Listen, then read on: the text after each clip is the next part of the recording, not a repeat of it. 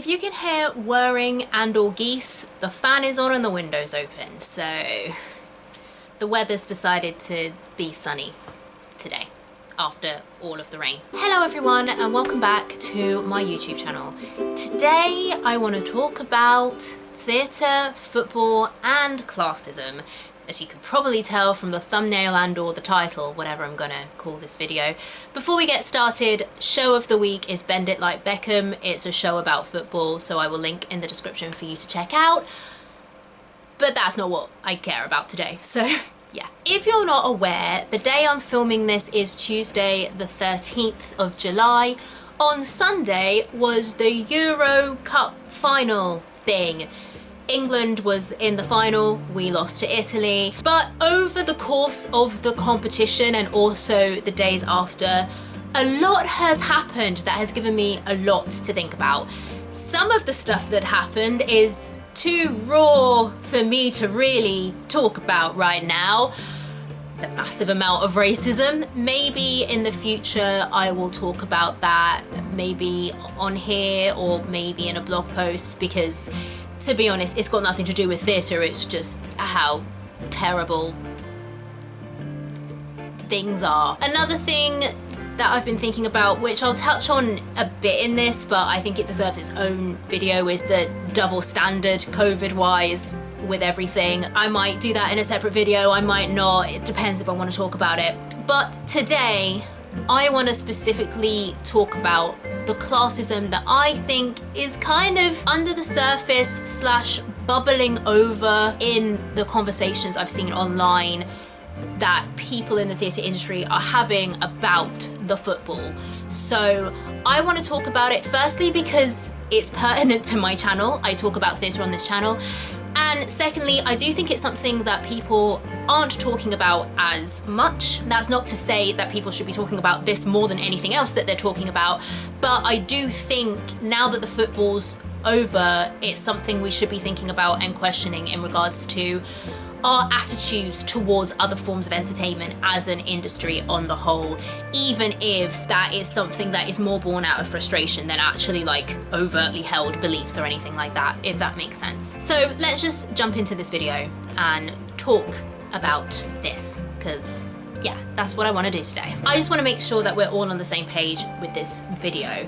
Firstly, I am not talking about the people who are calling out the hooliganism, the abuse, the intimidation, the racism, the sexism, the vandalism, all of that stuff.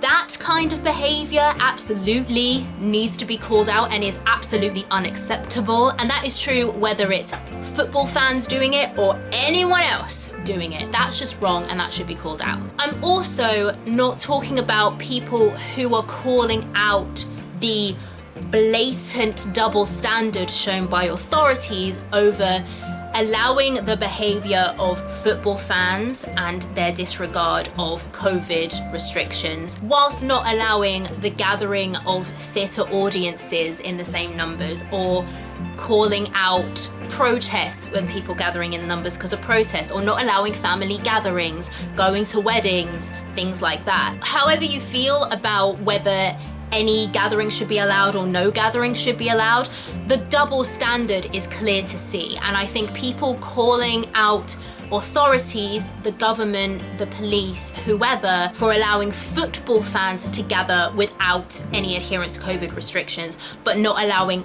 other gatherings of at least similar, if not smaller sizes to happen without COVID restrictions, or even with COVID restrictions, that is a double standard that also needs calling out. And finally, I don't think that this is a arts versus sports thing either. Firstly, there are lots of people in the arts who like football and vice versa, or like sports and vice versa. I'm not one of those people, but they exist. But also, there are some sports that have more subdued audiences, for example tennis, and there are some art forms, performing art forms, that have more rowdy audiences, for example gig theatre. So this is not a sports people are like this and arts people are like this. I think the two forms of entertainment actually have more in common than we would like to think sometimes. Like, there are different genres of theatre, there are different types of sports, there are different demographics of audience, there are different demographics of spectators. So this is not an arts versus sports problem. The problem I've had with some of the comments I've seen is very specific in that it's the people who are pointing out the non-hooligan aspects of the way people enjoy football and comparing it in a disparaging way to how people enjoy our stereotypical idea of prestige theatre. There are certain behaviours in the enjoyment of football that are in the football culture, namely singing, chanting, shouting, whooping. It's a very vocal and visceral way of enjoying the sport. And some people in their comments online have been talking about that aspect of football culture in a really, really disparaging way, and specifically comparing that behaviour to audiences sitting in the dark in a theatre quietly in a civilised manner. That's the kind of language, maybe not verbatim, but reading some of these tweets and some of these comments. Now, I want to make it clear, I know that this is exacerbated by COVID. The science has shown that things like shouting, singing, chanting spreads aerosols and therefore the virus more than sitting silently. That is true, and I do think there is a difference between people who are talking specifically about the safety of those activities and the fact that those activities aren't as much encouraged in certain stereotypical theatre settings. However, there are plenty of people who are talking about these things without specifically mentioning the COVID aspect of it, the COVID safety aspect of it. And again, it's the disparaging tone with which these things are being said that makes me feel that subconsciously, maybe, unless it's poor word choice, this is coming from an inherently classist viewpoint. And I'm going to explain why. I think the first thing that subconsciously the disparaging tone suggests is that enjoying entertainment in such a vocal way, by shouting, by chanting, by calling out, is somehow less valid and less proper and less legitimate than sitting quietly in a theatre. And I think that is inherently problematic when we are trying, if we are trying, to make theatre more accessible. Firstly, I would just like to say, if you are someone who does have that opinion, which, you know, you're entitled to your opinion, you might think that shouting out is incredibly uncouth and you hate it, but I would ask you to question, if that is your opinion, that entertainment isn't best enjoyed in that way, I would ask you to question, firstly, what that says about your attitude towards certain cultures or social economic groups who enjoy entertainment in that way.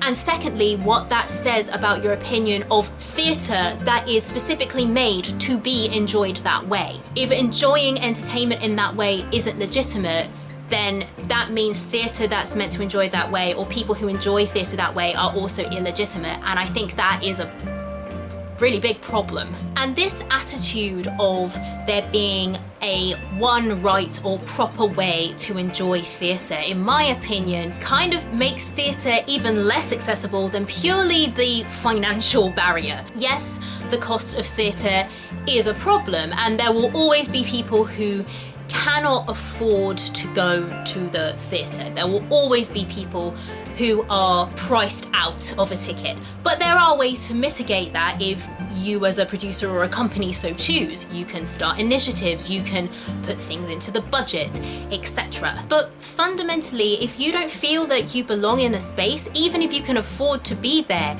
you're not going to go. In theatre spaces, there is an assumption by some audience members and even theatre staff that certain people are going to be bad audience members or badly behaved. And when you go into a theatre, you can feel if you're being seen that way. For example, when I was at school in sixth form. We were seeing, I think it was Oedipus Rex with Ralph Fiennes at the National. A girl in my group had a slight cough, nothing major, she wasn't coughing up her lungs, but before the show, she coughed. And a lady who was sitting in front of us who seemed very posh, she had an RP accent, she was very well dressed, she was older, turned around and said, "I hope you're not going to be doing that all the way through the performance," in a very snide, very superior tone. Now, luckily we were with our teacher who I really underappreciated this particular teacher while I was in sixth form. She was amazing in hindsight, but she said to all of us, "Don't worry about her. Some people just like to feel better than everyone else. Ignore her. She's a twat." She didn't actually say twat because we were 16, but you know, and like we were fine. But imagine if we were there on our own and she turned around and said that to us. Like, she didn't even say that directly to me, and I was like, whoa, lady, chill. So imagine having never been in a theatre before and someone saying that to you. And if you're holding the attitude of there's a certain type of audience member who looks a certain way and acts a certain way, and that's the way they should behave, and anyone who isn't in that description is going to be a problem, you're going to put that energy out for the audience to pick up. Theatre, first and foremost, is a form of entertainment, and people want to go and be entertained, not worry about whether they're behaving right or doing the right thing or saying the right thing or whatever. And in football, my understanding, having never been to a football match because I don't care about football personally, but just, you know, watching football matches and seeing the fans in the stands and having friends and family members who are into football, from the outside, what it looks like to me is that you can react to football how you want. If you want to sit quietly and watch it, you can sit quietly and watch it. If you want to shout out, you can shout out. If you want to cheer, you can cheer. If you want to wave a flag, you can wave a flag. You can stand up, sit down, eat while you're doing it, drink while you're doing it. There's no restrictions on how you behave and engage with the entertainment that is a football match. With theatre, again, depending on the genre of theatre, there are so many kind of unwritten rules in terms of your etiquette and when you clap, when you don't, if you give a standing ovation, if you don't, what you should wear, etc. And not only are these alien to someone who maybe has never been to the theatre before, but also they vary from culture to culture. For example, in the UK, usually in a musical, for example, you would clap at the end of the musical number. Whereas in the US, I know, and it's kind of bleeding into the UK as well, but in the US, it's perfectly acceptable to clap in the middle of a number if someone does something particularly virtuosic. As a Brit, it's my pet peeve. I hate it when people applaud and cheer and whoop in the middle of a song because I want to hear the song and then I will clap at the end and whoop at the end. But my point being is that's a cultural thing. So if you're not aware of that cultural difference, that can also trip you up. If you've grown up with theatre, you can navigate them fairly easily. If you've never been, it's gonna be intimidating. The other thing that this snobbery can lead to, especially amongst theatre staff, is not giving people the grace to read the room, which as humans, as social creatures, we usually do. Yes, there might be some slip-ups of, oh, I've clapped in the middle of a song because I thought that was really good and no one else is clapping. That can usually be forgiven, and unless there's extenuating circumstances, for example, if someone is really intoxicated and has drunk a heck of a lot, they're probably gonna not be as inhibited and not be able to read the room as much. But someone who's never been to the theatre before, in a really intense, serious scene where everyone is being like so silent you can hear a pin drop, probably isn't gonna shout out. The theatre is very much a group thing. The audience, yes, it's made up of individuals, but they become a group. They become almost like a unit, similar to in a football match. But then this adds another layer of, and this is difficult. As someone who's worked as an usher, when you're training for a new show where there's going to be a new demographic of audience, and just trust me when I say, with like the way ticketing works and stuff, like they get analytics from pre-sale and they can tell us as ushers in the training, like, this is our demographic. Like, hen dos or posh theatre folk or families, etc.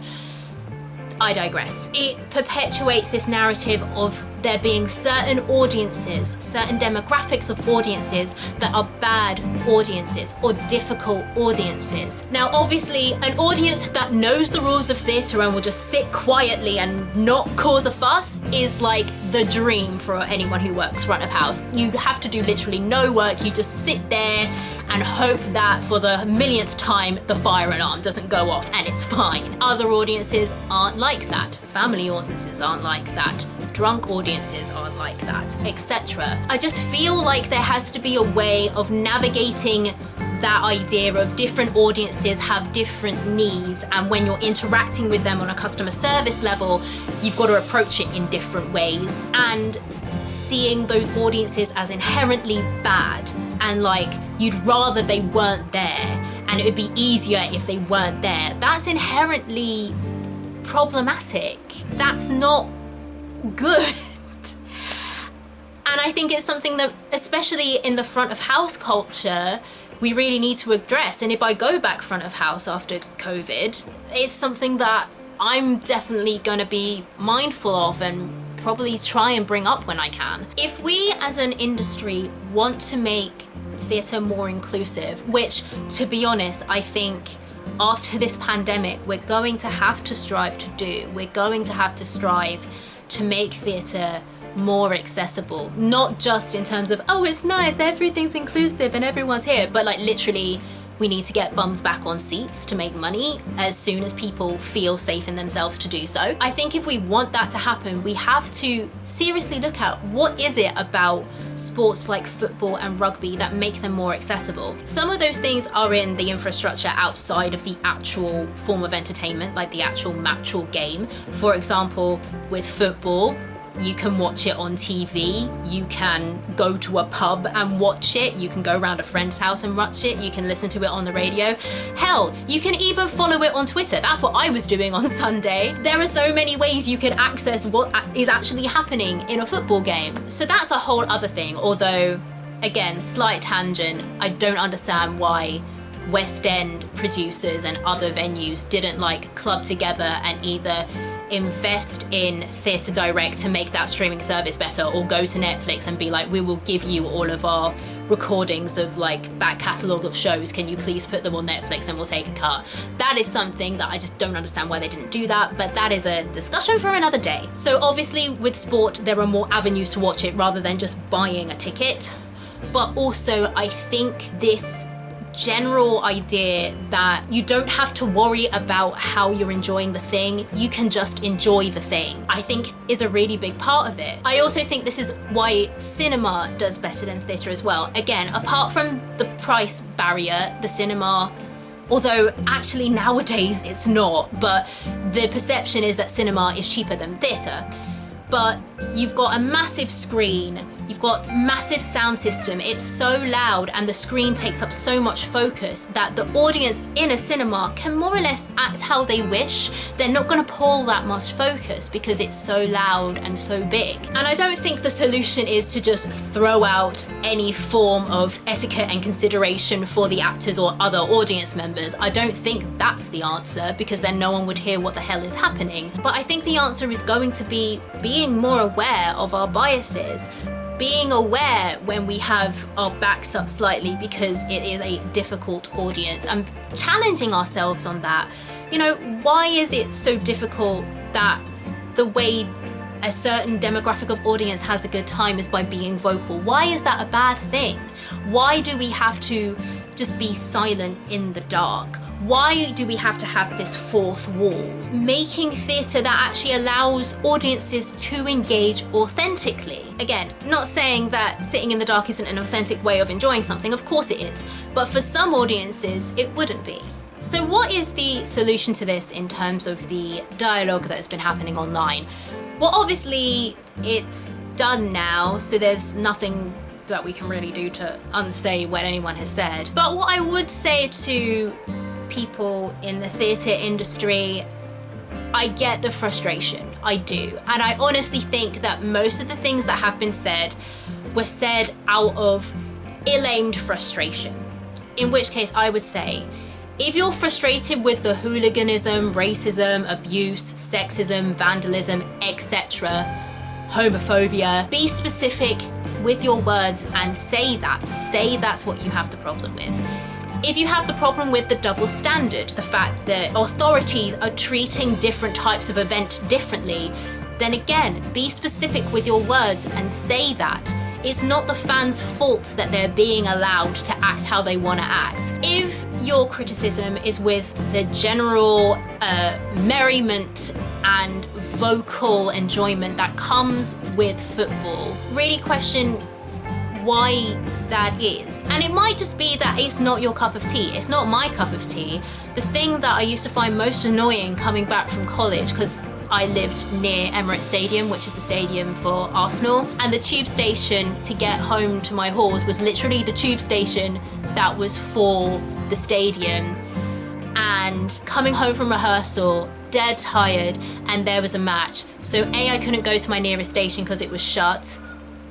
The geese are with me. And then you just have to walk through football fans just chanting and singing and taking up the street and mounted police, and it was long and it was annoying, but that's because I was tired coming back from rehearsal. If even on like your happiest, most nothing else going on in your life, everything's peachy keen day, you're like, oh, why are they enjoying what they enjoy in the way that they're enjoying it? Can't they just be quiet and enjoy it? That is something that you should probably interrogate. Would you feel that way if they were enjoying a piece of theatre in which that kind of response was appropriate? And if your answer is still yes, then why is that?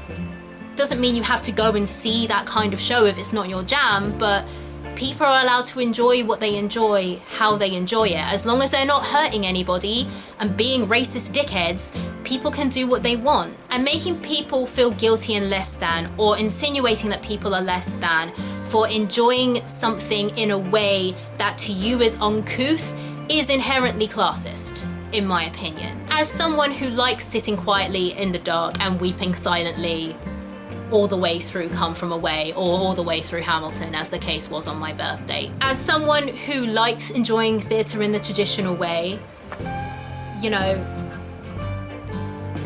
there's more ways to enjoy things, and you know, the last thing theatre needs is us telling people that the way they like to enjoy things means there is in no way that they belong in this theatrical world of ours. Yeah, that's all I really want to say. I have no idea if this video is good. Hopefully it is, and if it is, you're seeing it. So I hope you found this video interesting. Let me know what you think about this, because I am of a firm believer that language matters, and even if these kind of classist statements weren't meant, as I think the majority of them were, I still think there is a lesson to be learned by looking at these comments and being like, yeah, that's not what I meant, but that's how it comes across. If I'm right, and there are some people who do subconsciously hold classist beliefs, that needs to be interrogated. If I'm also right that most people just had bad wording, then that's also something that can be improved upon. That's my opinion. Let me know what you think. If you found this video interesting, please consider liking and subscribing. Would love to have you on the channel. Come on down. Next time I won't talk about football, don't you worry about it, but stay tuned for more theatre content from a UK perspective, and I will see you all in my next video. Bye friends!